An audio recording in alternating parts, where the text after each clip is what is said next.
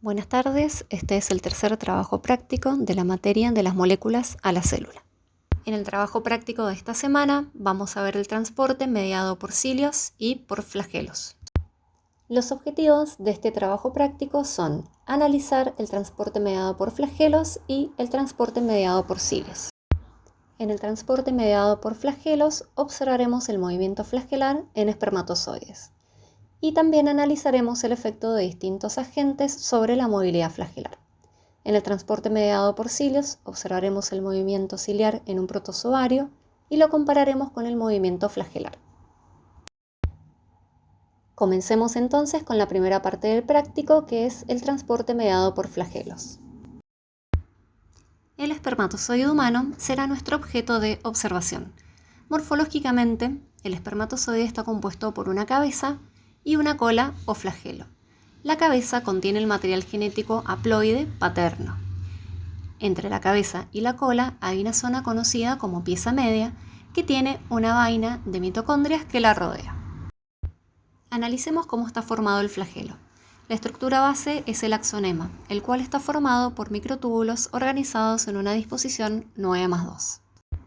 Los pares periféricos de microtúbulos se contactan por medio de moléculas de dineína.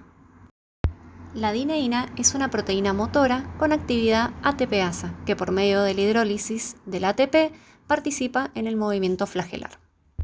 El ATP proviene de las mitocondrias presentes en la pieza media. De este modo se genera la fuerza motriz necesaria para que el flagelo se mueva.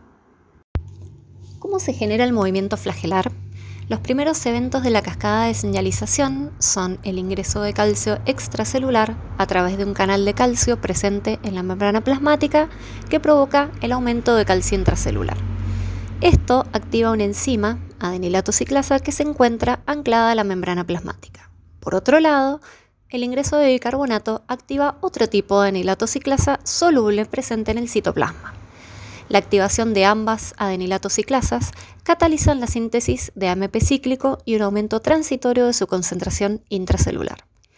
El AMP cíclico estimula la proteína quinasa A, la cual luego activa tirosinas quinasas que fosforilan a proteínas del axonema en residuos de tirosina. Esta fosforilación permite que los pares vecinos de microtúbulos del axonema se deslicen entre sí y se curven, produciendo el movimiento flagelar que impulsa al espermatozoide a moverse.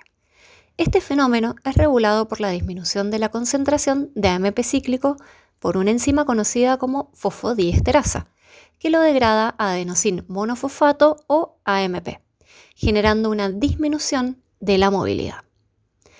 En condiciones de ingreso de calcio y bicarbonato sostenidos, que se dan en el tracto genital femenino, el espermatozoide logra alcanzar un tipo de movimiento conocido como movimiento hiperactivado o hiperactivación, que es muy importante para que se produzca la fertilización.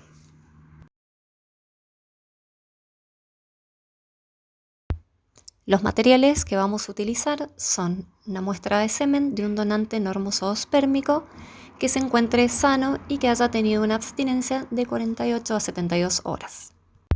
Para procesar una muestra debemos contar con una platina termostatizada a 37 grados centígrados, una cámara de recuento de células, micropipetas, guantes, descartador con lavandina y microscopio óptico.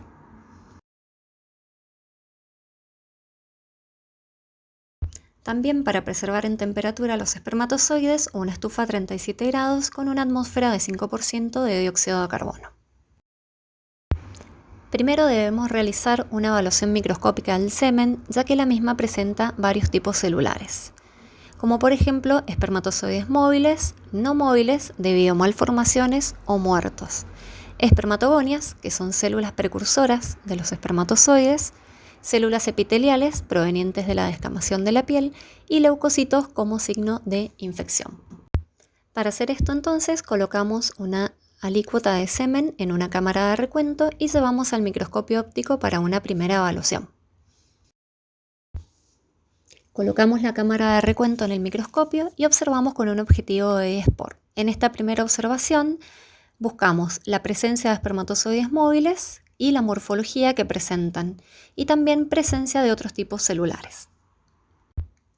Como les comenté anteriormente, debido a la presencia de otros componentes celulares, aparte de los espermatozoides móviles, es que debemos separarlos del resto de los tipos celulares. Para esto se utiliza una técnica denominada swim up o nadar hacia arriba, que se basa en la capacidad de desplazamiento que tienen los espermatozoides. Para realizar el swim up necesitamos tubos de plástico descartables y depositamos en ellos una alícuota en el fondo del tubo de semen. Así queda depositado en el fondo del tubo la alícuota de semen. Luego, por encima y con cuidado, se vierte un volumen de un medio especial para espermatozoides que garantiza su viabilidad. Luego los tubos son colocados en un soporte especial que tiene una leve inclinación para que el medio tenga mayor superficie de contacto con la atmósfera de dióxido de carbono una vez que son colocados en la estufa. El swim up se realiza por 1 hora a 37 grados con 5% de dióxido de carbono. Una vez finalizado el tiempo del swim up, podemos observar que el medio que colocamos por encima presenta turbidez y esto es una consecuencia de que los espermatozoides se desplazaron hacia arriba. Con una micropipeta entonces recuperamos la fracción superior de los tubos, que es la que va a contener a los espermatozoides que pudieron nadar hacia arriba. Esta fracción se reserva para su posterior uso. Una vez que pudimos aislar los espermatozoides móviles, podemos realizar la primera parte del práctico, que es la observación en el microscopio del movimiento flagelar. Se pueden distinguir distintos patrones de movimiento, como movilidad progresiva lineal o no lineal y movilidad no progresiva. También podemos observar la morfología espermática, ya que las muestras son muy heterogéneas. Podemos encontrar espermatozoides normales, con defectos en la cabeza, en el cuello o en la cola. Otro de los objetivos del práctico es observar en el microscopio el efecto de distintos agentes sobre la movilidad flagelar. Los agentes que vamos a utilizar son pentoxifilina, tratamiento hipotónico, vanadato de sodio y ácida sódica. Estas soluciones pueden o no afectar la integridad de la membrana plasmática del espermatozoide. Para evaluar su efecto debemos realizar una evaluación microscópica en cada condición, como explicamos a continuación. Para saber si el agente utilizado tuvo efecto o no sobre los espermatozoides, utilizaremos un test de vitalidad. Tomamos una alícuota de los espermatozoides que recuperamos del swim up y le agregamos alguno de los agentes mencionados anteriormente. Realizamos una incubación breve. Para realizar el test de vitalidad, usaremos un colorante supravital llamado eosina, que es de color rojizo. Colocamos una gota de eosina en un portaobjetos tibio y por encima colocamos los espermatozoides tratados con alguna de las soluciones. Colocamos un cubreobjeto por encima. Este tipo de preparados se llaman preparados en fresco y deben ser llevados al microscopio inmediatamente para su evaluación.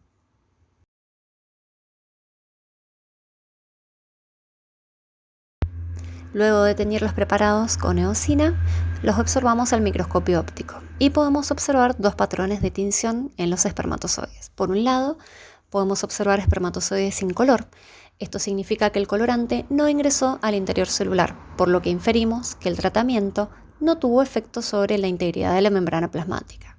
Por otro lado, encontramos espermatozoides de color rojizo. Esto significa que el colorante sí ingresó al interior celular e inferimos que el tratamiento tuvo efecto sobre la integridad de la membrana plasmática. Observaremos cómo se ven al microscopio óptico cada uno de los tratamientos. Ácida sódica. Podemos observar que la movilidad de los espermatozoides se ve limitada y algunos se encuentran teñidos de rojo y otros no. En el tratamiento hipotónico observamos algunos espermatozoides móviles con movimientos espasmódicos. La principal característica es que la mayoría tiene la cola enrulada, otros no se mueven y algunos están rojizos. En el tratamiento con vanadato de sodio observamos que los espermatozoides están inmóviles, pero la mayoría se encuentran sin teñir. En el tratamiento con pentoxifilina podemos observar los espermatozoides que se encuentran con el típico movimiento hiperactivado. En este caso no utilizamos eosina. Finalmente llegamos a las conclusiones de cada uno de los tratamientos efectuados sobre los espermatozoides. La ácida sódica es un tóxico mitocondrial que actúa a nivel de la citocromo oxidasa. No se produce un efecto sobre la integridad de la membrana plasmática al principio, pero a medida que la célula va quedando sin reserva de ATP, los espermatozoides empezarán a morirse. Los patrones de tinción inicialmente son de tipo 1 o incoloros, y a medida que va transcurriendo el tiempo se tornan de tipo 2 o rojizos. Finalmente podemos decir que los espermatozoides estarán inmóviles y muertos o teñidos de rojo. En el tratamiento hipotónico, la cola o los microtúbulos del espermatozoide pierden los contactos con la membrana plasmática debido al ingreso de agua e hinchamiento de la célula. Esto provoca que la cola se enrule, viéndose de esta manera afectada la integridad de la membrana plasmática, por lo que observaremos finalmente espermatozoides inmóviles, rojizos o muertos con la cola enrollada. El vanadato de sodio es un inhibidor de ATPasas y fosfatasas de tirosina. Afecta principalmente la movilidad, por lo que los espermatozoides estarán inmóviles, pero no afecta la membrana plasmática, por lo que estarán incoloros o vivos. La pentoxifilina es un inhibidor de la fosfodiesterasa, provocando entonces un aumento en la concentración del AMP cíclico porque no hay quien lo degrade. De esta manera se activan todos los mecanismos de transducción de señales que dependen de AMP cíclico.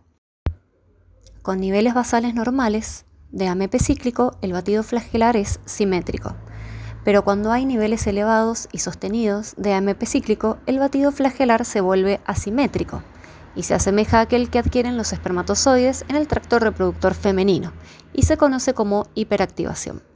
La hiperactivación es uno de los procesos críticos para lograr la fertilización del ovocito, ya que le permite al espermatozoide moverse en el lumen del oviducto, atravesar barreras mucosas y finalmente penetrar la zona pelúcida ovocitaria. En la segunda parte del práctico vamos a analizar el transporte mediado por cilios. Para observar el movimiento ciliar vamos a utilizar paramecios como ejemplo. Los cilios son delgados apéndices de la superficie celular que poseen un manojo de microtúbulos en el centro y son muy parecidos en su estructura a los flagelos, pero más cortos. Se encuentran en células animales y en protozoos.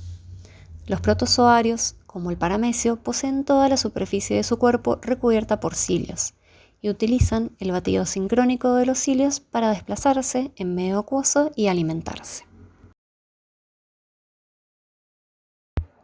Como material de trabajo utilizaremos una suspensión de paramecios de líquidos provenientes de lugares donde el agua se mantiene estancada varios días. Para hacer esto colocamos una gota de agua entre cubre y portaobjeto. Recuerden que esto es un preparado en fresco y debe observarse en el microscopio óptico inmediatamente. Colocamos el preparado que acabamos de armar en el microscopio y lo observamos con un objetivo de 10 por. Acá podemos observar el movimiento de paramecios atrapados entre restos de materia orgánica. Se puede observar la presencia de múltiples cilios en cada célula.